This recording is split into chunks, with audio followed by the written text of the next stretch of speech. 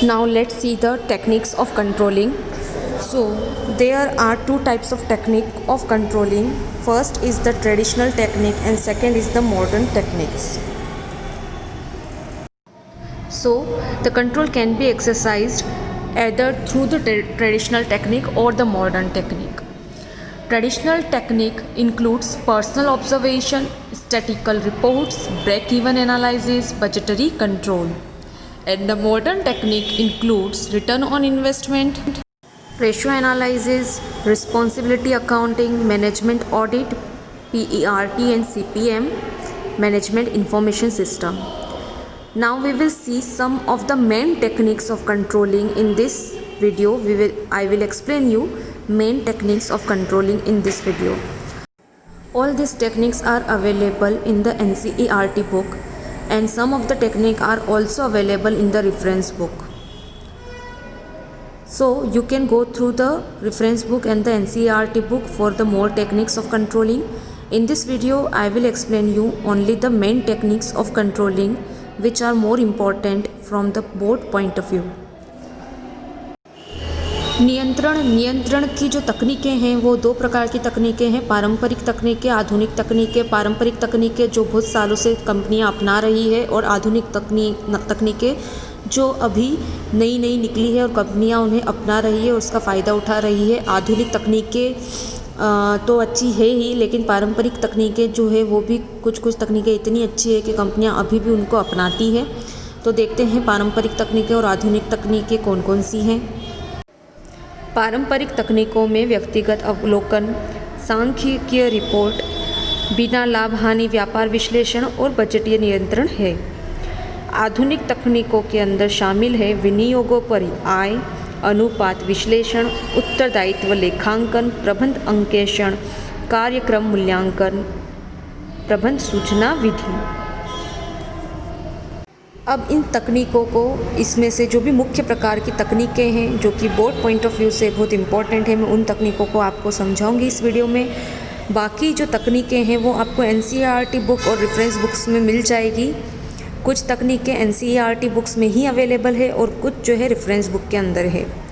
तो आप उस बुक्स को देखिए और उस तकनीकों को पढ़िए। इसके बाद भी अगर आपको कोई डाउट होता है तो आप पूछ सकते हैं।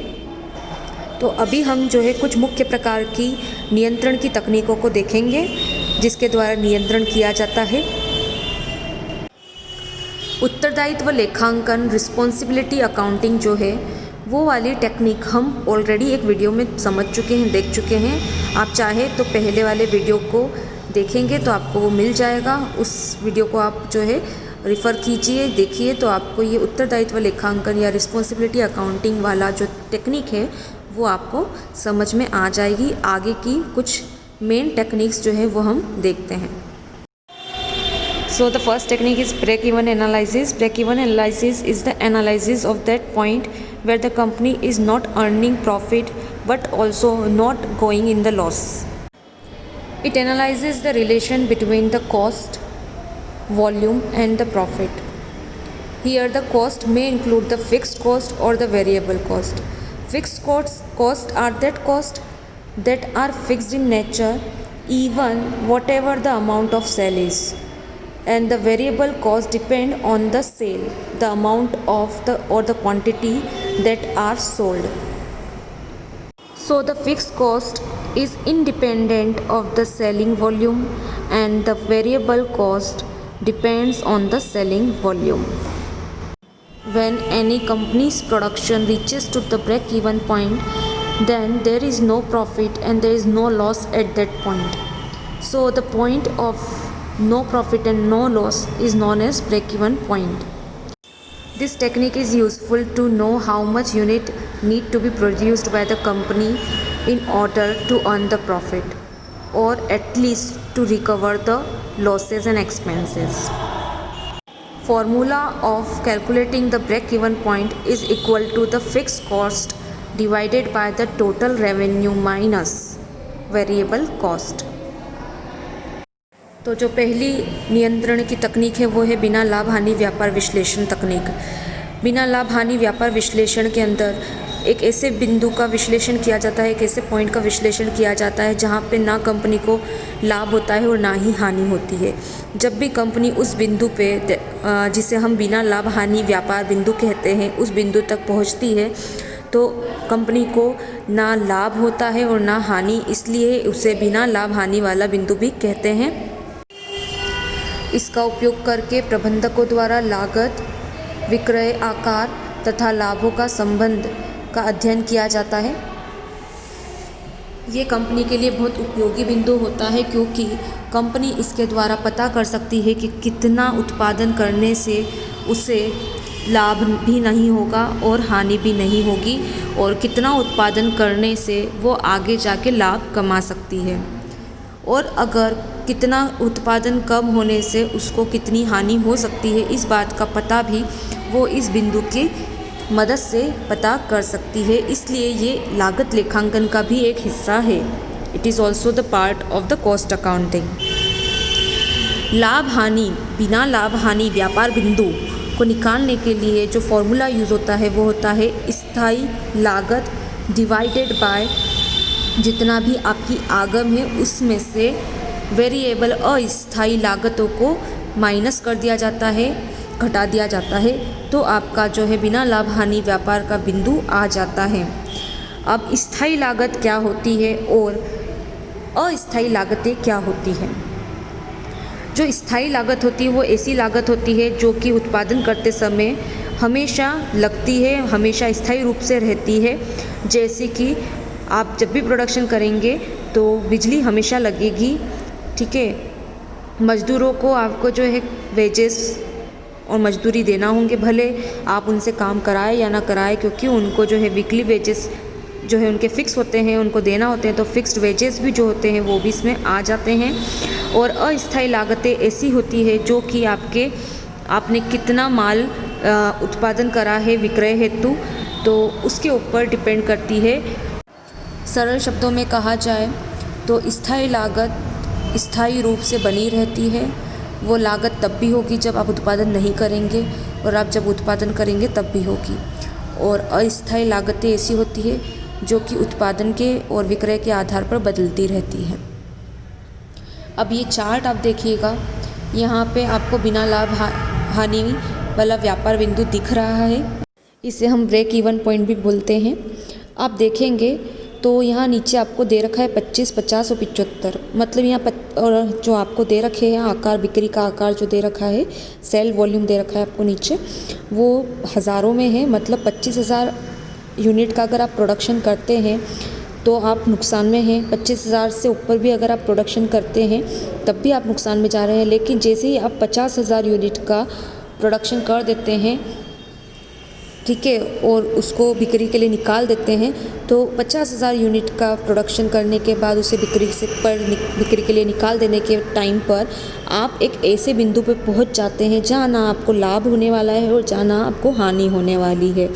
लेकिन जैसे ही आप 50,000 यूनिट से ज़्यादा प्रोडक्शन करते हैं और सेल करते हैं तो यहाँ आपको क्या होने लग जाता है, लाभ होना स्टार्ट हो जाता है, यहाँ प्रॉफिट होना स्टार्ट हो जाता है।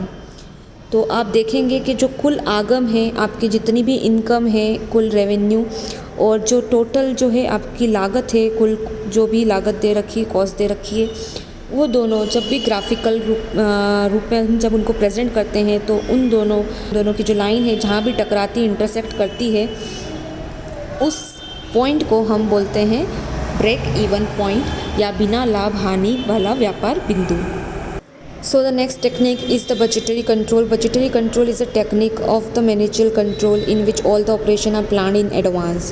So all the activities which are to be performed for the achievement of the organizational goals, they are planned in advance in the form of the budgets. Then the actual performance or the actual result are then compared with the budgetary standards that are set in the budgets. And if there is any difference, then the corrective actions are taken. A budget is the statement that is always in the figures or in the quantitative terms. It is made for the future period. It is made to control the activities or the finance for the future period। आप सभी जानते हैं कि budget क्या होता है। Budget एक क्या होता है, विवरण होता है जिसका निर्माण भविष्य के लिए किया जाता है। भविष्य की नीतियाँ और भविष्य में जो भी कार्य करने हैं उन सभी गतिविधियों के लिए बजट बनाया जाता है। और बजट हमेशा सांख्यिकी रूप में होता है, संख्याओं में होता है। आपने सुना ही होगा जैसे कि फाइनेंशियल बजट, जिसमें कितना पैसा हमें लगाना है, कितना पैसा जो है हमको मिलना चाहिए, इन सब चीज़ों का बजट बनाया जाता है। तो बजटरी कंट्रोल जो होता है और बजटरी जो नियंत्रण है, इसमें नियंत्रण को प्रभावी बनाया जाता है। लेकिन कैसे? बजट बना दिया जाता है भविष्य के लिए शुरुआत से ही। और उसके बाद जब वास्तविक कार्य होता है तो उन वास्तविक कार्यों को जो बजटरी मानक है उनसे तुलना की जाती है और पता किया जाता है कि क्या अंतर आ रहा है, और उस अंतर के लिए सही एक्शन लिया जाता है या उस अंतर को सुधारने के लिए प्रयास किए जाते हैं। Now the next technique is the return on investment. It is usually used by the companies to know how much percentage of return can be expected on the investment. Whatever the amount invested in the companies by the investor, they want to know how much return they can get. So the return on investment technique is used. Whenever the capital is invested in a company, that capital is invested by expecting some amount of interest on it. So the capital invested should generate some reasonable income for the shareholders or for the owners who has invested the capital.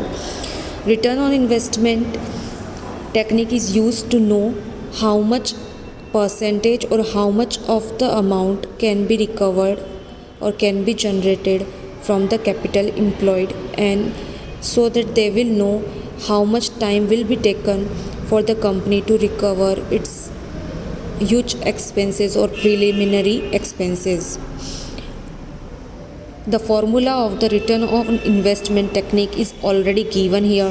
Net income before interest and tax, that means before charging interest and tax, divided by the capital employed in the company.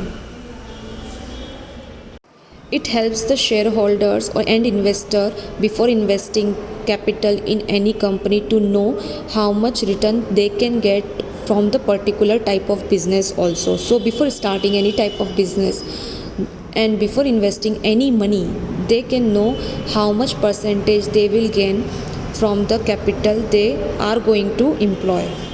निवेश पर प्रत्याय, ये जो तकनीक है, ये तकनीक का प्रयोग इसलिए होता है क्योंकि हर कोई इन्वेस्टर और जो भी विनियोग करता होता है वो जानना चाहता है कि उसकी विनियोजित पूंजी पर उसको कितना रिटर्न मिलेगा, कितना उसको ब्याज प्राप्त होगा या उसे कितना फ़ायदा होगा।